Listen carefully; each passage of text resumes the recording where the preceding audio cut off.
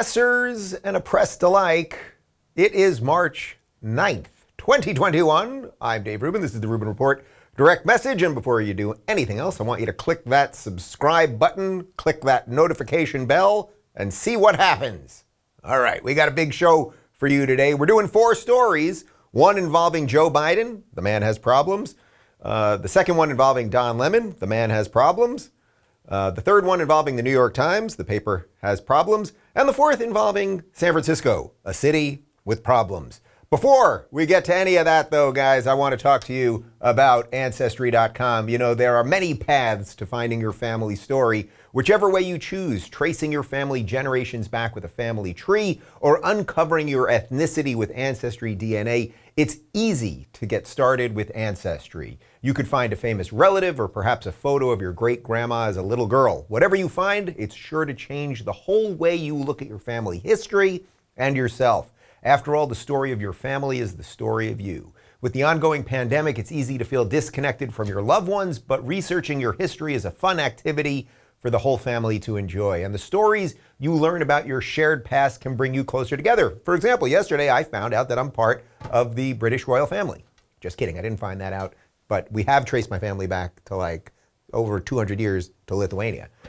Ancestry DNA can reveal ethnic origins and provide historical details that bring your unique family stories to life. Ancestry DNA doesn't just tell you which countries you're from, but can also pinpoint the specific regions within them, giving you insightful geographic detail about your history. Trace the paths of your recent ancestors and learn how and why your family moved from place to place around the world. No other DNA test delivers such a unique interactive experience. Grab an Ancestry DNA kit and start a free trial to amplify your discoveries with Ancestry's billions of records. And now through March 17th, with Ancestry.com's St. Patrick's Day sale, you can find your family's connections to Ireland. Start exploring your family story today. Head to my URL at Ancestry.com/Rubin to get your Ancestry DNA kit and start your free trial. That's Ancestry.com/Rubin. And now back to me. All right, guys. So, you know, we've done a bunch of stories here, probably over the course of a couple months, where Joe Biden either doesn't know where he is, doesn't know who he's talking to, forgets what he's talking about, et cetera, et cetera. And I always preface all of these stories by saying I'm not mocking those with dementia. I'm not mocking those with cognitive problems. I've mentioned a few times that my grandmother had the dementia, sort of the beginnings of Alzheimer's. And when I was doing stand-up in New York, so I was working mostly at nights, I would spend a lot of time with her during the days, and I used to take her to doctors and geriatric doctors and talk about the medications and all that stuff, and you know, the constant repetition and forgetting words and frustration and all of those weird things. One of the interesting things that ended up happening to my grandmother was she started in her later years to forget a lot of her problems, and then in many ways in her last 2 or 3 years was the happiest that I ever remember her to be. It was an odd side effect of, I guess, forgetting some of your past, which is sort of depressing at some level, but a weird side effect nonetheless. Anyway, I don't bring up the Joe Biden stuff to mock people with these problems. These are serious problems. Alzheimer's is perhaps in some ways the worst of all diseases that you could end up with, right? Like a horrific way to die. Like there are other, I mean, Lou Gehrig's disease, there's some others that are pretty horrible, but I don't bring up the Joe Biden stuff to mock any of this, even though it's very easy to do that. But there is a massive problem that we have right now, and we're going to show you a clip in just a second that's going viral right now. But the massive problem is not just that it is very obvious to anyone that's paying attention that something is wrong with Joe Biden, but it's that we've all known it since before he was elected, and no one in mainstream media will talk about it. And you have to remember the machinery that is around the President of the United States.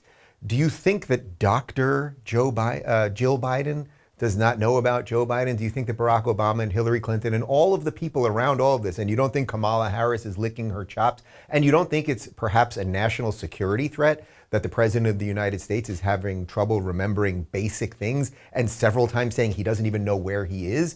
But you wouldn't know any of this if you only watch mainstream media. Why is it that CNN refuses to cover this? Why is it that MSNBC refuses to cover this? And then yesterday, when the clip that we're about to show you went viral, and it went bananas viral on Twitter, what did Twitter do? Well, it actually allowed it to go viral in the section, the section where they show you what's trending, but they added commentary to point to a moment about a year ago when Donald Trump accidentally called Tim Cook of Apple, the CEO of Apple, Tim Cook, when he actually called him Tim Apple instead of Tim Cook. So they added this editorial thing so that, yeah, you'd maybe see the Biden clip that we're going to show you in just a moment, but really what would trigger you in your brain would be, oh, but Donald Trump once screwed up somebody's name. But we're well beyond the point of screwing up someone's name. Everyone screws up someone's name every now and again. Everyone, you might forget an instance or something. Like everyone has some stuff. You could be very busy and not remember exactly what happened. All of that stuff is there. But we actually have a massive scandal unfolding right now. And the bigger scandal is that we're not even allowed to talk about the scandal. So this is Joe Biden yesterday. He not only can't remember who his Secretary of Defense is, he can't even remember where the Secretary of Defense works. You might have heard of the place. It starts with a P. Let's take a look. So I want to thank you both, and I want to thank the former general. I keep calling him general, but the guy who runs that outfit over there. I want to make sure we thank the secretary for all he's done to try to implement what we've just talked about, and for recommending these two women for promotion. Thank you all. May God bless you all, and may God protect our troops.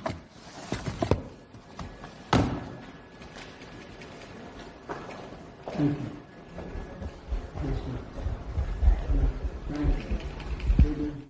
Okay, so joking aside, glibness aside, that's just depressing. He says the guy who runs that outfit over there, because not only can't he remember the defense secretary's name, he can't remember that the defense secretary works at the Pentagon.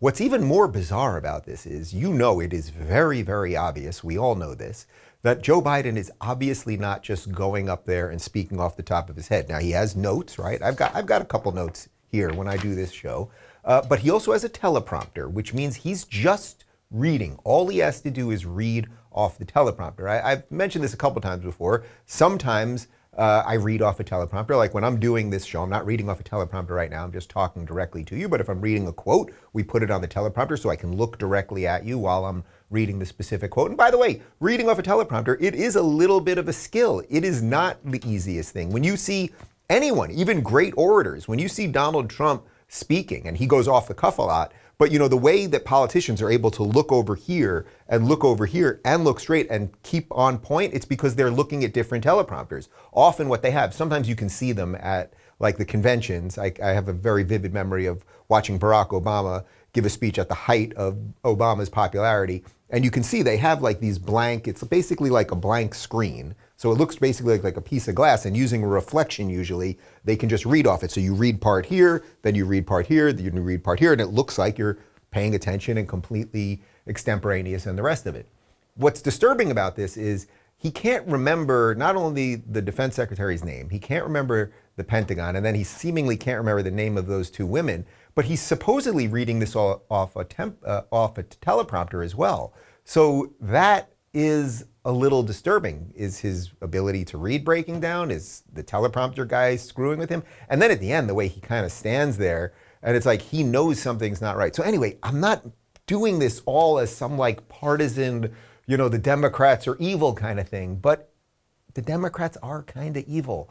The fact that the entire machine knows this, and this man is not going to be president for 4 years, and where is anyone talking about this? So this is another one of those things when I talk about how we're in a reality war. If you have friends that only watch CNN, only watch MSNBC, only read the Washington Post and the New York Times, and they don't pay attention to what's on YouTube and Twitter and everything else, they would never know about this. So then you might say to them, hey, Joe Biden's been forgetting where he is and can't remember the name of his defense secretary and the rest of it. And then they'd go, well, I never heard of any of that. Well, and it's like, well, then you kind of live in two different realities. And the bigger issue here is that at some point it's going to get so bad, and their ability to hide him, where he hasn't given an official press conference yet. We know he didn't do a State of the Union. They won't be able to hide him. They're going to keep hiding him as much as possible. But at some point they won't be able to hide him enough, or there will be just like an accidental breakdown in full public view, like a full on breakdown. And then what's going to happen, and mark my words, we can bookmark this video. All of the people around him are going to have to turn on each other. They're going to be like rats on a sinking ship trying to get off that ship, but there ain't going to be nowhere to go because they're all in on it together. They're all in on a very evil secret that the President of the United States is mentally compromised. I mean, this is the guy with the launch codes for the nukes. And he doesn't have to ask anybody, I'm pretty sure. He can just go launch some nukes. You know what one of the side effects of dementia is? It's anger, sudden outbursts, things like that. Do you think that this is a problem? By the way, completely unrelated, they got rid of the 2 dogs. I guess they had 2 German Shepherds at the White House, 2 of Biden's dogs, and apparently one of them bit somebody yesterday, so they're sending them back to Delaware. And I guess, wasn't it a few weeks ago or right before he was sworn in, he apparently pulled a dog's tail, and that's what caused him to fall and break his foot. I mean, the scriptwriters aren't even that good with any of this stuff. Anyway, I'm going to keep showing you this stuff because it needs to be seen. It just needs to be seen. Like something ain't right here. And by the way, if you're an enemy of America, don't pay too much attention to this. Everything's fine. There's nothing to see here. Okay. All right, let's move on to Don Lemon of the news network formerly known as CNN.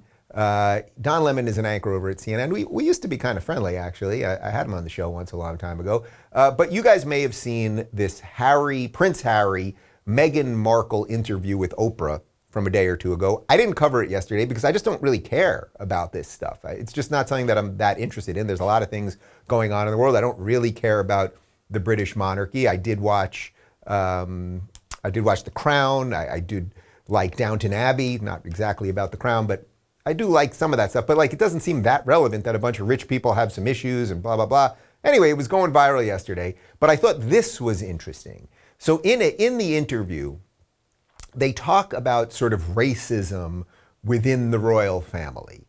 And we don't even have to get into all the specifics about that. But Don Lemon was analyzing it yesterday on CNN. And listen to what he says here about accusations of racism. It's really interesting. Brianna, also, when people say, well, we haven't heard from the other side. What's the other side going to say? They're going to say, oh, of course, we're not racist or whatever. But what did they do? Think about their actions. They did not stand up for their own because their own was married to a black woman, had a black child. They didn't listen to him inside of the royal family. They let him go. They let him leave the country. They wouldn't come to terms with what they wanted to do. So, listen, we've only heard from one side, but that one side at this point rings very true. Oh, right. We've only heard from one side, the side accusing the other side of being racist, but that rings true. So, we're just going to run with that because we're journalists over here at CNN. I mean, that is pure nonsensical drivel. Now, without getting into all the minutiae of the whole thing, in essence, Meghan Markle, who married Prince Harry, is claiming that there was some racism within the family because apparently, and I swear to you, I don't pay attention to this stuff, so I swear to you, until today, I did not know that, I'm being told, she's a quarter black. I did not know that. She looks white to me. She looks like a white Italian girl that I grew up with in Long Island. That's what she looks like to me. I didn't know she was a quarter black. I don't particularly care that she's a quarter black, but she's saying that there was some racism in the family around her quarter blackness. Now, I want to just read the quote from Lemon again. We've got the quote here. What's the other side going to say? They're going to say, of course we're not racist or whatever. We have only heard from one side, but that one side at this point rings very true. This accusation of racism, I know you guys know this because we see this get thrown. This is what the left does with absolutely everything. This is what the wokesters do with absolutely everything. Everyone who disagrees with them is a racist.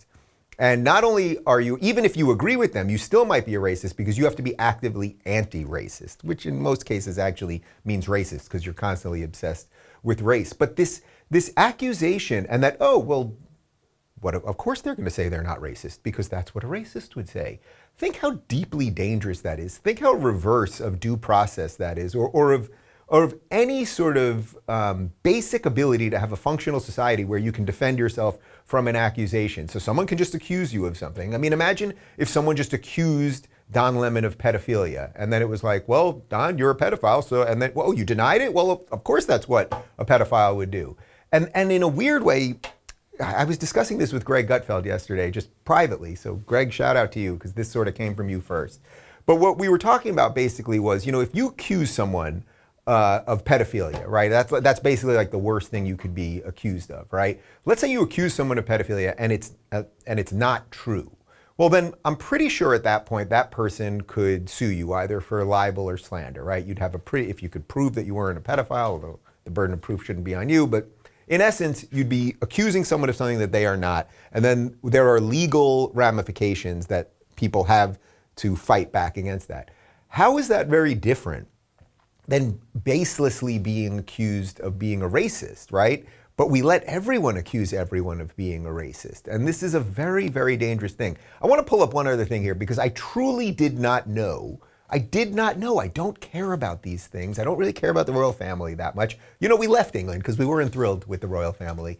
I like them in sitcoms, but like that's pretty much it for me. And I would loosely quote Lieutenant Frank Drebin from Naked Gun, and I posted this video yesterday, that for as silly as the idea of a queen is, we must treat these people with respect, okay? So that's my feelings on the whole thing. But I truly did not know that Meghan Markle was a quarter black, I suppose, and that means that her baby, because this was all about her baby, that they were saying something about the baby was too dark or something. The baby's an eighth, I guess that means the baby, if she's a quarter, right, then that means the baby's an eighth black. So let's put the picture up.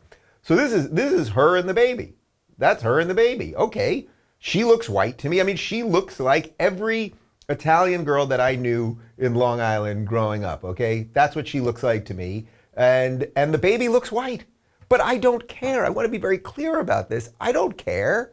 And I don't think anyone else cares. And I'm going to go out on a limb and guess that no one really in the royal family cared either. That you're telling me someone in the royal family saw that baby and thought that that baby was too black and that was going to create a problem? Like, this is literally like some of the most powerful people in the world being interviewed by a billionaire going, woe is me. And anyway, I only bring this up not even to make it all about that, but this was really more about what Don Lemon did there, which is just so dangerous because any of us could be accused of anything. And then if their answer is, oh, but saying you're not the racist, you're not the pedophile, well, that proves that you are. Well, that's a really dangerous game. By the way, just in the last few minutes, Piers Morgan, who was a terrible, terrible interviewer who replaced my friend Larry King over at CNN years ago, and then in many ways led to the downfall. So much of what's wrong with CNN, the overly sensational headlines and just the complete destruction of journalism, had to do with them bringing Piers Morgan aboard.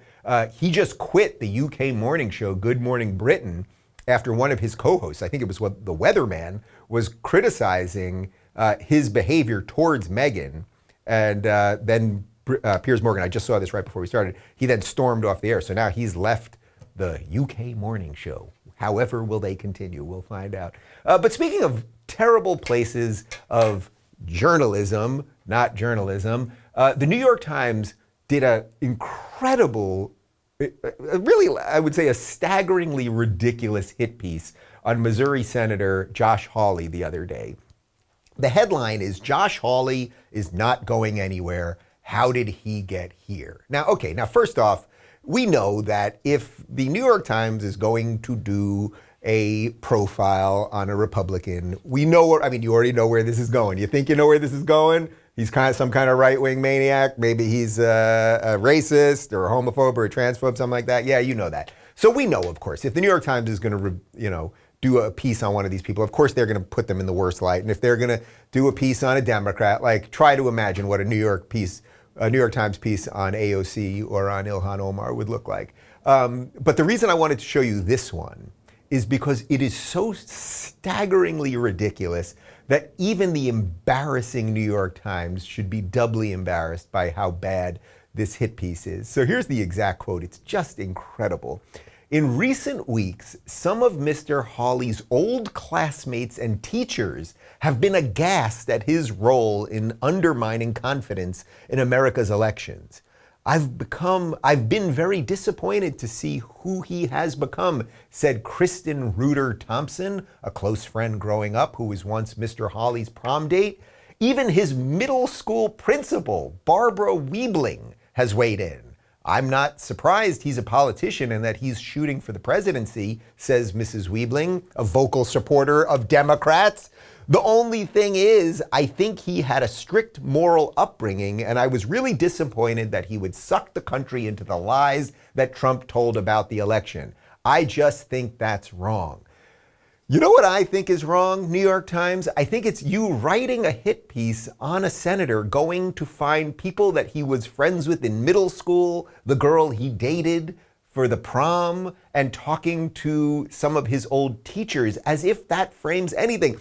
They're telling us that this woman is a Democrat. Her feelings are utterly irrelevant. And do you think, you're not going to believe where I'm going to go with this one, guys. Do you think it's possible that his feelings and knowledge about the world might have changed in the 20 plus years since he's been out of high school? Does any of that seem relevant? Do you, anyone watching this right now, want to be judged as the person you were in high school? And does it really matter what your junior high principal or the gym teacher thought of your politics and how they've evolved? This is absolute ridiculous. But this is what passes as journalism at the New York Times. And it's just incredible. So I wanted to give you just a little bite of that, because if you have friends that still subscribe to the New York Times, you have to sit them down, and you have to sit them down and you have to say, are you okay? Are you okay? We can find better things to do with this money. Can somebody, how much is a yearly subscription to the New York Times? Let's find it out. Let's find out what it is, and I'll try to come up on the fly with some things that would be a better use of the money. It's got to be what, a couple $100 yearly subscription to the Times. We're going to work on that. We'll get back to that. All right, I'm going to jump on to the next story. We're going to work on that one. It's okay. So it looks like it's $17, $8 every 4 weeks for 1 year. $8 every 4 weeks for 1 year. Give me the math on that. Bust out some math for me. Who's got a math? You got one of them there calculators on that computer? It's $8 every 4 weeks for 1 year. So multiply that by 52. Can you do that? 8 times 52? Somebody help me here. We're ballparking. It's about $400. It seems like it's about $400. Work with me? Yeah, about $400. Okay. Boy, I've got two mathematicians over here. Okay. The point is, for $400, whoever you are, I'm sure you can find better things to do. You could buy a really great bottle of like high-end tequila. I've been into tequila lately. You guys know me as a wine guy, but really feeling some tequilas lately. You get a great bottle of tequila, and I assure you, after downing an entire bottle of tequila, you will feel better than reading cover to cover the New York Times. Okay, we got one more for you. So we did a ridiculous story on Joe Biden. We did a ridiculous story on Don Lemon. We did a ridiculous story on the New York Times. And now we'll do a ridiculous story on the San Francisco area, because this is just incredible. We're going to show you some videos. So 10 Bay Area, so this is San Francisco area, Walgreens, and of course you guys all know Walgreens is the drugstore, pharmacy store. 10 Bay Area Walgreens are closing right now. And you might say, well, they must be closing because we're in a pandemic and people aren't going out as much and they're ordering things from Amazon, and it makes sense that they're closing. Well, actually, that's not why they're closing. They're closing because of the ridiculous laws, or lack thereof, that are being passed in San Francisco, where pretty much crime is no longer a crime. Here's some video from Inside Edition. Empty shelves at this Walgreens drugstore, and it's not because of pandemic-related panic shopping. Now the store is closing due to what local reports are calling a spree of rampant shoplifting. And look at this. Just 15 minutes after an Inside Edition crew showed up at the drugstore, we found this guy jumping over the front counter, taking an airbed, and leaving the store on his scooter. No questions asked, no one stopping him. Okay, there's a lot to talk about there from that video. Before we do anything else, the end of the video is just spectacular. So here's a guy. He doesn't mind he's being videotaped, apparently, by Inside Edition. He hops the counter. He steals an air mattress. Now, first off, air mattresses, I think we can all agree, air mattresses are just absolutely terrible. Anytime anyone in the history of the world has ever slept on an air mattress, it slowly deflates overnight. It collapses onto you. You end up waking up in a sweaty, gross, covered in rubber and plastic. They're absolutely horrible and disgusting. So this guy will get what he deserves. Sure, he may not be going to jail for stealing the air mattress, but when he wakes up in a hot, gross, stinky sweat, it will be just desserts. But most interestingly, what happened there, I thought, was what happened in those last 5 seconds, because that woman appeared to hold the door open for the criminal. Let's take a look. taking an airbed and leaving the store on his scooter. No questions asked, no one stopping him. Oh, are you stealing an air mattress from Walgreens? Allow me. That's what white people have to do in an anti-racist society, by the way. If you see a black guy stealing an air mattress or pretty much anything, you've got to, because you don't want to be accused of racism, you've got to hold the door open. Oh, please, you certainly, you sure, did you get anything from the pharmacy? Because there's probably some preparation H back there. Oh, lordy, lordy. But okay, so in essence, what's happening here is that San Francisco, which I would argue is probably the worst of all the cities right now. I mean, I guess Portland, you really could make an argument. I named the big five on Fox this morning. I was on Harris Faulkner's show. I mean, I would say the big five. You got Portland, you got Seattle, you got San Francisco, LA, New York. Like there's an argument to be made about which falls where on that. But in essence, what's happening right now in San Francisco is that theft of less than $950 in goods is treated as a nonviolent misdemeanor under California law. And in most cases for shoplifting, the criminal is just released. So I want you to really think about this. If you walk into a store and steal less than $950, in essence, sure, maybe the guy at Best Buy or at Target or at Walgreens is going to try to stop you, right? Like the guy who's sitting at the counter, usually, and it's usually a pretty fat guy that's just sitting there, right? Like trying to stop people from walking through the automatically opening doors. Like he's probably not going to stop you. So in essence, you can steal $949 worth of stuff and you're good to go. That means you could walk in to Best Buy, steal a PlayStation 5. How much is a PlayStation 5 going for these days? I'm guessing around $300. $300 or so, $400? $400 for a play. All right, that you guys both knew. Okay, fine. $400 for a PlayStation. The games are going for probably what, like $50 a pop? So you get $60 a pop. Boy, I know what you guys are doing now. So that means you could steal what, like 6 games, roughly about 6, no, maybe even more than that. You could get like 8 games. You could steal 8 PlayStation 5 games, roughly, work with me on the math here. You could steal about 8 PlayStation 5 games, get a PlayStation system. You need an extra controller. How much is a controller going to cost now? That's got to cost a good $60 for an extra controller? Those bastards. So all right, so let's dump one of the games. So you're going to get about 7 games, an extra controller, and a PlayStation 5 system, and nobody can stop you. So why even pay for it? Do you see why San Francisco is a shithole? Do you see why California is crumbling? Do you see why they export all of their bad ideas and then send them to Los Angeles? So right now we have the former DA, this guy George Gascon, who was the horrific district attorney of San Francisco, who absolutely ruined San Francisco. Most of you have probably heard the story. I was out to dinner one night in San Francisco with Candace Owens, and we had security with us, and we were in an Escalade. It's a fancy car, and with security with us, we went to Morton's Steakhouse. So it's a nice steakhouse. We're in a fancy restaurant on a nice street. I left my bag in the car. They busted into the car, stole my bag. My computer was in there. My notebook was in there. Bunch of other stuff. I had just bought the bag. I was pretty pissed. And when I tweeted out the shattered glass all over the floor on the street, I tweeted out. I said, "This just happened to us in San Francisco." I had literally hundreds of people saying, "Well, what kind of schmuck leaves a bag in a car in San Francisco? Like this is a known thing."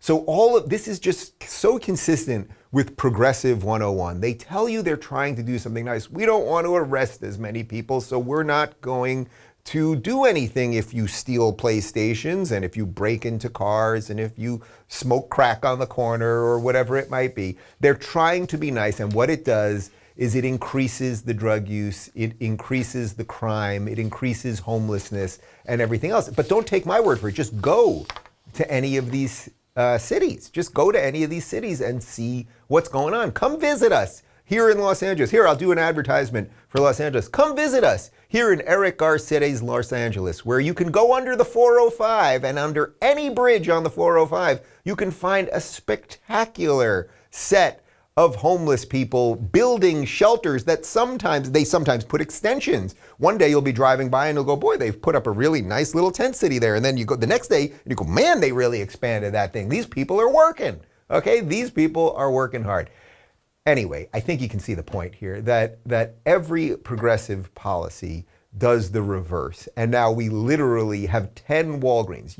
In a time of pandemic, a time of mass sickness, perhaps we need more drugstores, but 10 Bay Area stores are closing. We've got people stealing air mattresses, white women holding doors for black men as they run out of the stores. Something is rotten in Stinktown, literally, people. All right, guys, part one of my interview with Fox News' Dana Perino, all about her new book and some of the inner workings of the White House, because she was former press secretary for George W. Bush. Oh, and her new book was released this morning. That is up on YouTube, and of course, the full episode is up totally ad-free at rubinreport.locals.com. We will be announcing another live meetup in the SoCal area, probably in OC, Orange County, in the next couple weeks. So you can jump on rubinreport.locals.com and find out what's what.